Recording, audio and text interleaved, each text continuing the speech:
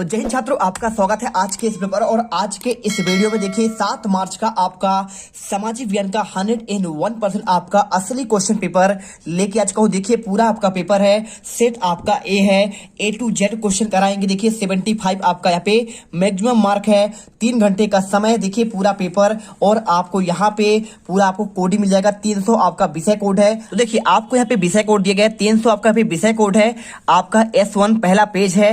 इसके बाद अगर आप इसके बाद आपका दूसरे पृष्ठ पर जाएंगे तो आपको यहाँ पे सिंपल तरीके से देखिए आपको यहाँ पे कुछ आपके इंग्लिश में इंस्ट्रक्शन मिलेंगे। आप इन इंस्ट्रक्शन को आप देखिए, हिंदी और इंग्लिश में आपका सेम है और यहाँ से आपका क्वेश्चन स्टार्ट होता है, भूदान आंदोलन किसने चलाया। ठीक है, तो ये क्वेश्चन देखिए सारे क्वेश्चन के आपको आंसर देंगे और देखिए प्रॉपर तरीके से आपको यहाँ पे लास्ट में आपको कोडिंग मिलेगा। तो सेट आप ए करिए, टेंशन मत लीजिए, पूरे क्वेश्चन आपको सेम आपको सोशल साइंस के पेपर में मिलेंगे। बस आपको यहाँ पे ये पेपर करिए और पेपर में आप गर्दा मचा दोगे फटाफट। जो भी छात्र यहाँ पे पहली बार यहाँ पे वीडियो देख रहे हैं, यदि आप चाहते हैं कि पूरा रियल क्वेश्चन पेपर का आपको सॉल्यूशन सहित पेपर मिले तो उसके लिए आपको टेलीग्राम ज्वाइन करना है और वहां पे पेड चैनल से आप यहाँ पे सिंपल तरीके से सबसे पहले आप यहाँ पे सॉल्यूशन और इसका पेपर प्राप्त कर सकते हैं। तो चलिए यहां से क्वेश्चन स्टार्ट करते हैं। ठीक है, यहाँ पे आपका आता है सही विकल्प वाले क्वेश्चन। ठीक है, तो आपका देखिए पहला क्वेश्चन लिखा है, प्रत्येक प्रश्न में दिए गए विकल्पों में आपको सही विकल्प चुनकर लिखना है। भूदान आंदोलन किसने चलाया, तो आंसर देखिए आपको यहाँ पे विनोबा भावे करना है।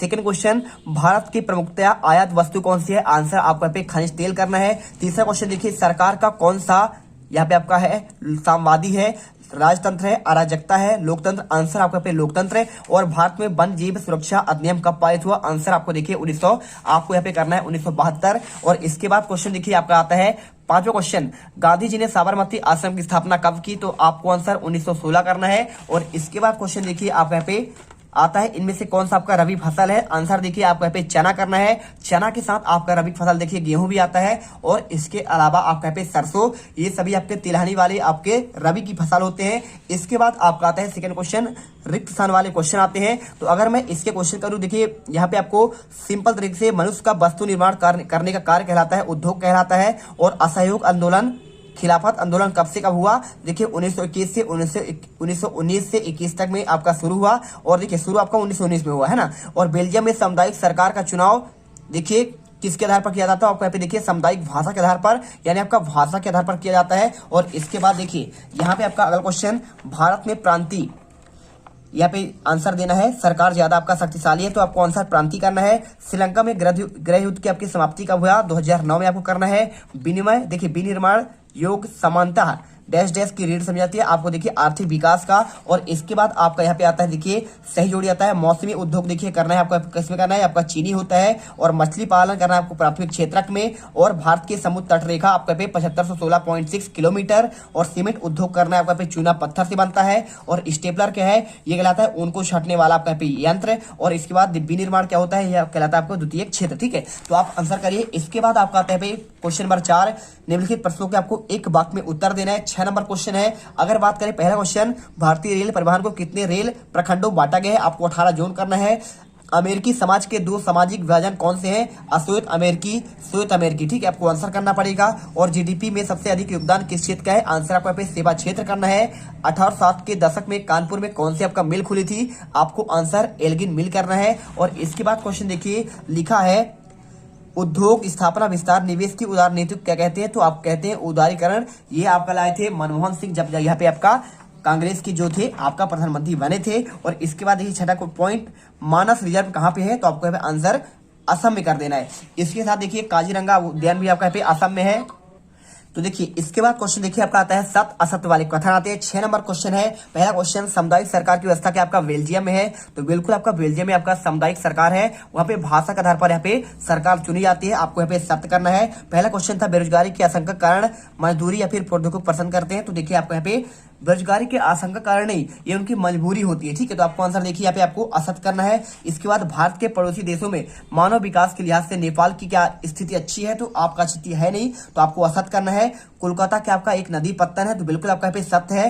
देखिए कोलकाता के आपका यहाँ पे वहाँ पे आपका हुगली नदी पर आपका यहाँ पे बना हुआ है बंदरगाह है, और इसके साथ आपका बहुत सारे कोचीन बंदरगाह है, आपने सुना होगा मुंबई में आपका बंदरगाह है, विशाखापट्टनम बंदरगाह है ना। तो आपको यहाँ पे बहुत सारे आपके बंदरगाह हैं, आपको याद कर लेना। पारादीप हो गया, नौहवा सेवा हो गया, और जर्मनी और स्वीडन देशों में नस्ल भेदी समाज है, तो आपको यहाँ पे आंसर असत्य करना है। भारतीय रेल मार्ग की आपकी लंबाई क्या एशिया में सबसे अधिक है, तो आपको यहाँ पे देखिए बिल्कुल आपका सबसे अधिक है एशिया में, और दूसरे नंबर आपका चीन आता है, और पूरे विश्व में दूसरे स्थान पर आता है भारत आपका अमेरिका के बाद। तो आपको सत्य करना है। देखिए आपको एक एक क्वेश्चन अच्छे से आपको पढ़ लेना है, क्योंकि आपको ये क्वेश्चन डायरेक्टली आपको देखने को मिलेंगे, ठीक है। चलिए इसके बाद आपका क्वेश्चन आता है, देखिए यहाँ पे क्वेश्चन नंबर आपका यहाँ पे 6 आता है, आयु के आधार पर जड़ोल मृदा को किन 2 भागों में बांटा गया है। अगर मैं इसके आंसर की बात करूं, अथवा क्वेश्चन देखिए मृदा बनने की प्रक्रिया में कौन कौन सा आपका कारक महत्वपूर्ण है। चलिए आपको आंसर देते हैं। तो देखिए अगर मैं इसके आंसर की बात करूं, तो आपको सिंपल तरीके से आयु के आधार पर देखिए जड़ोल को आपको यहाँ पे देखिए 2 प्रकार बांटा गया है, प्राचीन जड़ोढ़क मृदा और दूसरा आपका पे नवीन जड़ोढ़क आपका मृदा। तो आप आंसर यहाँ पे ये दोनों क्वेश्चन आप आंसर अच्छे से करिए। साथ में क्वेश्चन यहाँ पे दिया गया है, देखिए मृदा बनने की प्रक्रिया में कौन कौन सा कारक आपका महत्वपूर्ण है। अगर आपको इस क्वेश्चन के आंसर की बात करूं, तो आपको यहाँ पे देखिए कौन कौन से कारक होते हैं। तो आपको यहाँ पे उच्चावाच जनक सेल होता है, जलवायु, वनस्पति, सस्तर सेल और आपका अन्य जैव पदार्थ मुख्य कारक है, ठीक है। तो आप आंसर यहाँ पे आप इसे याद कर लेंगे, और इसके बाद आपको यहाँ पे अच्छे से स्क्रीनशॉट कर लेना है। अगला क्वेश्चन आपको यहाँ पे दिया गया है, पट्टी कृषि किसे कहते हैं, और मृदा अपरदन को नियंत्रित करने वाले किन्हीं 2 आपकी विधियों की आपको व्याख्या करना है। तो देखिए अगर मैं बात करूं पट्टी कृषि, तो आपको यहाँ पे आंसर देखिए क्या होता है, हिमालय पर्वतीय क्षेत्रों में प्रदेशों में फसलों के बीच घास की पट्टियां उगाई जाती है। किसके बीच, देखिए हिमालय प्रदेश की बात कर रहे हैं। फसलों के बीच में क्या होता है, फसल 2 होते हैं, 2 फसल हो गए, उनके बीच में आपका यहाँ पे जो उगाया जाता है घास, ये पवनों द्वारा जनित बल को कमजोर करती हैं। इस तरीके से पट्टी को कृषि पट्टी कहते हैं, ठीक है। चलिए इसके बाद आपका क्वेश्चन दिया है, मृदा अपरदन को नियंत्रित करने वाले 2 विधि की बात कर रहा है। तो 2 विधि आपका देखिए मिट्टी कटाव की बात कर रहा है कि आप यदि मृदा अपरदन मतलब क्या होता है, मिट्टी कटाव, तो उसे कैसे रोकेंगे। तो एक करते हैं, आप बांध का निर्माण कर दीजिए, दूसरा कर दीजिए वृक्षारोपण। आप ये 2 चीज अगर कर दिए, पेड़ पौधे लगा दिए, तो आप ऑलरेडी आपका पे मिट्टी कटाव क्या होगा, जम जाएगा और मिट्टी बहना बंद हो जाएगा, ठीक है। यहाँ पे और बांधों का निर्माण कर देंगे, सिंपल सी बात है, मिट्टी कटाव बंद होगा। और इसके बाद क्वेश्चन देखिए यहाँ पे आपका दिया गया 8वां, रोपण कृषि की आपको 2 विशेषताएं बताना है। भारत की प्रमुख रबी और खरीफ फसलों में आपको यहाँ पे नाम बताना है। चलिए अगर मैं इसके आंसर की बात करूं, तो देखिए आपको मिल जाएगा यहाँ पे रोपण कृषि की आपको 2 विशेषता। पहला लिखना है आपको, रोपण कृषि एक प्रकार का वाणिज्यिक खेती होती है, और दूसरा पॉइंट, रोपण कृषि में लंबे चौड़े क्षेत्र में एकल फसल बोई जाती है। आप आंसर ये कर लीजिए। और साथ में क्वेश्चन देखिए आपको यहाँ पे पूछा गया है रबी और खरीफ फसलों में अंतर। तो आप आंसर देखिए आप ये कर दीजिए, गेहूं, जौ, मटर, चना और सरसों रबी की फसलें कहलाती हैं। और देखिए अंतर की बात कर रहा है ना, तो आपको अंतर जो है आपको अंतर के हिसाब से करना पड़ेगा, ठीक है। तो आप देखिए यहाँ पे आपके फसलों के नाम पूछा गया है, तो आप आंसर यहाँ पे आप सिंपल कर दीजिए। खरीफ फसल की रबी में आपका गेहूं होगा, जौ, मटर, चना और सरसों होगा, और खरीफ में आपका चावल, मक्का, ज्वार, बाजरा, अरहर, मूंग, उड़द, कपास, जूट और आपका मूंगफली हो जाएगा। इसके बाद अगर बात करूं यहाँ पे क्वेश्चन नंबर आपको यहाँ पे दिया गया है 9 नंबर में, भारत के प्रमुख लौह अयस्क इस्पात केंद्रों के आपको नाम बताना है। तो अगर इस क्वेश्चन की आंसर की बात करें, बस उद्योग को किन किन 5 वर्गों में बांटा गया है, तो क्वेश्चन 9 का आंसर देखिए यहाँ पे आपको मिलेगा। तो इसका आंसर आपको यहाँ पे ये करना है। देखिए वस्त्र उद्योग को यहाँ पे आपका 5 वर्गों में बांटा गया है। पहला देखिए सूती वस्त्र उद्योग, दूसरा होगा आपका यहाँ पे ऊनी वस्त्र उद्योग, तीसरा आपका रेशमी वस्त्र, और चौथा आपका जूट है पटसन उद्योग, 5वां होगा कृत्रिम वस्त्र उद्योग, ठीक है। तो आप आंसर यहाँ पे इसे कर लीजिए। और इसके बाद देखिए क्वेश्चन आपका पूछा गया है यहाँ पे लौह इस्पात केंद्रों के नाम, तो आप इसका आंसर आपको ये मिल जाएगा। देखिए यहाँ पे बोकारो जमशेदपुर में है झारखंड में, और बरनपुर हीरापुर, ये पूरा आंसर आपको दिया गया है, विशाखापट्टनम आंध्र प्रदेश में, और भिलाई छत्तीसगढ़ में है, राउरकेला उड़ीसा में है, और विजयनगर आपका कर्नाटक में है, और सेलम आपका यहाँ पे तमिलनाडु में है। आप इसे आंसर करिए। और इसके बाद क्वेश्चन देखिए यहाँ पे आपको क्वेश्चन नंबर आपका 10 आता है, भारत में नागरिक हवाई अड्डों की संख्या कितनी है, किन्हीं 3 आपको हवाई अड्डों के आपको नाम बताना है, ठीक है। तो हवाई अड्डे तो हमारे यहाँ कम से कम हजारों होंगे, लेकिन आपको पे मेन आपको 3 नाम बताना है, ठीक है। और भारत की समुद्र तटीय रेखा कितने किलोमीटर लंबी है, पूर्वी तट और पश्चिमी तट में स्थित 3 आपको 15 काय का नाम बताना है। तो हवाई अड्डा और आपका 15 का वाला क्वेश्चन आपका आ चुका है। तो यहाँ पे देखिए टोटल अगर हवाई अड्डों की बात करें तो 91 हवाई अड्डे हैं हमारे पूरे भारत में। और प्रमुख है देखिए नेताजी सुभाष चंद्र बोस, छत्रपति शिवाजी मुंबई में, और इंदिरा गांधी है आपका यहाँ पे दिल्ली पे। ठीक है, तो आप आंसर नेताजी सुभाष चंद्र बोस जानते हैं, आपको कोलकाता के थे तो कोलकाता में होगा। शिवाजी कहाँ के थे? मुंबई के थे, तो आपको मुंबई करना है। इंदिरा गांधी यहाँ पे आपका दिल्ली करना है। और इसके बाद समुद्र तट की लंबाई की बात करें तो देखिए 7516.6 किलोमीटर लंबी है। और पूर्वी तट पर बंदरगाह कौन से है? कोलकाता है, हल्दिया है, पारादीप है। देखिए हल्दिया आपका पे कोलकाता में है ना, और यानी पश्चिम बंगाल में, और कोलकाता हल्दिया पश्चिम बंगाल में, और पारादीप आपका उड़ीसा में, कोच्चि है आपका कोचीन में यानी आपका केरल में, और साथ में मंगलोर ये आपका कहाँ पे है? कर्नाटक में है। नौहवा सेवा आपका यहाँ पे मुंबई में है। यानी आपका पूरे आपको अगर चित्र देखेंगे तो आपको समझ में एक पूर्वी ओर है और एक आपका पे पश्चिमी ओर है। ठीक है, जिधर आपका अरब सागर है और पूर्वी ओर आपका पे बंगाल की खाड़ी है। अगर मैं इसके बाद क्वेश्चन देखूं, यहाँ पे क्वेश्चन नंबर आपका 11, तो देखिए लिखा है प्रमुख पत्तन और आपका लघु पत्तन में आपको अंतर बताना है।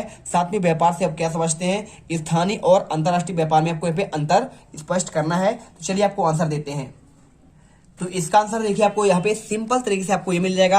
ये बड़े पत्तन होते हैं। प्रमुख पत्तन क्या होते हैं? बड़े पत्तन होते हैं जहां आने और जाने वाले राष्ट्रीय अंतर्राष्ट्रीय जहाजों के लिए सुविधा उपलब्ध होती है।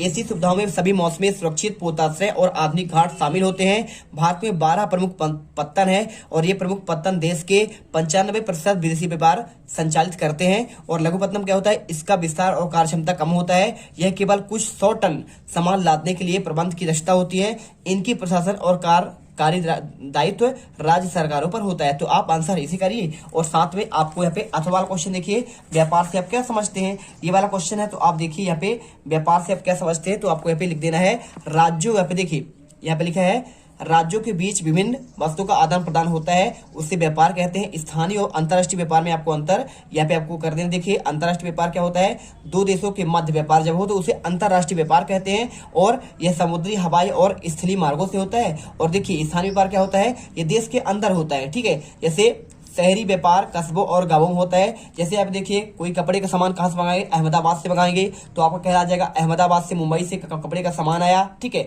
आपके जबलपुर में आया, इंदौर में आया, फिर आपका भोपाल में आया, तो खोला जाएगा आपका पे स्थानीय व्यापार। और अंतर्राष्ट्रीय यानी आपका यदि विदेश से आता है तो उसे कहेंगे अंतर्राष्ट्रीय व्यापार। और इसके बाद क्वेश्चन देखिए, यहाँ पे आपको क्वेश्चन नंबर आता है आपका 12, अफ्रीका में आने के लिए यूरोपियों के लिए मुख्य आकर्षण का कारण क्या था? तो आपको यहाँ पे हर एक क्वेश्चन को अथवा सहित याद करना है, तभी आपके यहाँ पे पूरे पेपर आपके फंसेंगे। पूरे आप 75 में 75 नंबर लाएंगे। विनिमय दर का आपको यहाँ पे अर्थ बताना है। तो क्वेश्चन देखिए आपको 12 का आंसर आपको यहाँ पे सिंपल तरीके से आपको कर देना है।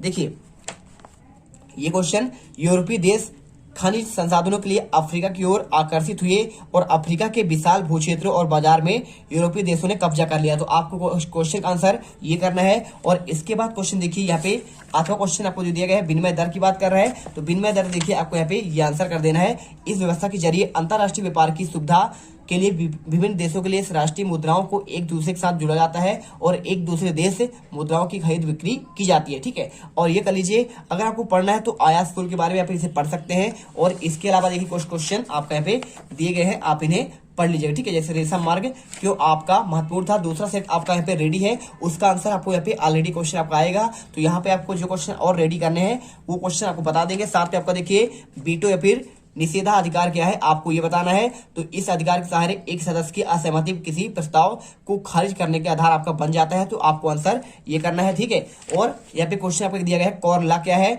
और हायर परचेज की व्यवस्था क्या थी। तो आप एक क्वेश्चन पढ़ लीजिएगा। प्रथम विश्व युद्ध में सहयोगी राष्ट्र कौन कौन से थे और प्रथम विश्व युद्ध में केंद्रीय शक्तियां कौन सी थी, आपको ये क्वेश्चन आपको देखना है। ठीक है, चलिए अगर मैं बात करूं यहाँ पे क्वेश्चन आपका यहाँ पे क्वेश्चन नंबर आपका 13 देखिए गिल्स क्या है और शहरी क्षेत्रों में गिल्स की किन्हीं दो कार्यों का वर्णन कीजिए और फ्लाई शटल का क्या अर्थ होता है। तो अगर मैं इसके आंसर की बात करूं तो भाई साहब आपका जो गिल्ड्स है ना, यहाँ पे आपका देखिए गिल्ड्स उत्पादकों का एक संगठन था जो कारीगरों के लिए प्रशिक्षण देते थे, उत्पादकों पर नियंत्रण रखते थे, प्रतिस्पर्धा मूल्य से करते थे, व्यवसाय में नए लोगों को आने से रोकते थे। और इसके अलावा देखिए क्वेश्चन फ्लाई शटल की बात कर रहा है, तो यह रस्सियों और पुलियों के जरिए चलने वाला एक यांत्रिक औजार है जिसका बुनाई के लिए इस्तेमाल किया जाता है। ठीक है, तो आपका होता है फ्लाई शटल। और इसके अलावा देखिए आपका दूसरा सेट में आपको यहाँ पे आंसर गुमास्ता, स्पिनिंग जेनी, प्राच शब्द का अर्थ, ये सारे क्वेश्चन आपके आएंगे। तो आपको आंसर टेंशन नहीं लेना, सभी के आंसर आपको मिल जाएंगे नेक्स्ट पार्ट में। आपको यहाँ पे नेक्स्ट आपके जो आपका सेकंड आपका पार्ट में। ठीक है, अगर देखूं बात करूं दूसरे सेट में तो आपको यहाँ पे क्वेश्चन देखिए ये आंसर हो गया क्वेश्चन 14 में लिखा है छपी हुई किताबों की शुरुआत कहाँ की गई। और इसके अलावा क्वेश्चन देखिए यहाँ पे क्वेश्चन नंबर 15 दिया गया है, चेप बुक और आपका चेपमैन में क्या तात्पर्य है, प्लाटेन क्या है, निजी क्षेत्र से क्या तात्पर्य है, प्रोटेस्टेंट धर्म सुधार क्या है। और इसके अलावा क्वेश्चन देखिए आपको यहाँ पे हर एक क्वेश्चन का आपको आंसर मिलेगा। टोटल आपके इसमें देखिए क्वेश्चन की बात करें आपके 23 क्वेश्चन है, तो 23 क्वेश्चन का आपको आंसर यहाँ पे आपको मिल जाएंगे। आपको वीडियो पर लास्ट तक बने रहना है। देखिए यहाँ पे वीडियो पर पहली बार विजिट करें, वीडियो को दिल से लाइक करें, साथ में आपको यहाँ पे चैनल को सब्सक्राइब करना है। आपका सेकंड पार्ट में यहाँ पे गर्दा मचा देंगे और पूरा आंसर आपको यहाँ पे प्रोवाइड करा देंगे, जिससे आप पूरे देखिए पूरे 75 में से 75 नंबर आप पेपर में लेके आ सको। जय हिंद, जय भारत। तुम लोग गलती से अगर नए हो तो सब्सक्राइब करो, वो जो लाल वाला बटन है उस पर अपने जीजा जी फेंक के मारो या फूफा जी, मुझे नहीं पता, बस क्लिक हो जाना चाहिए। अब मैं भी जा रहा हूं, मुझे मुठिया पेलने जाना है। बाय।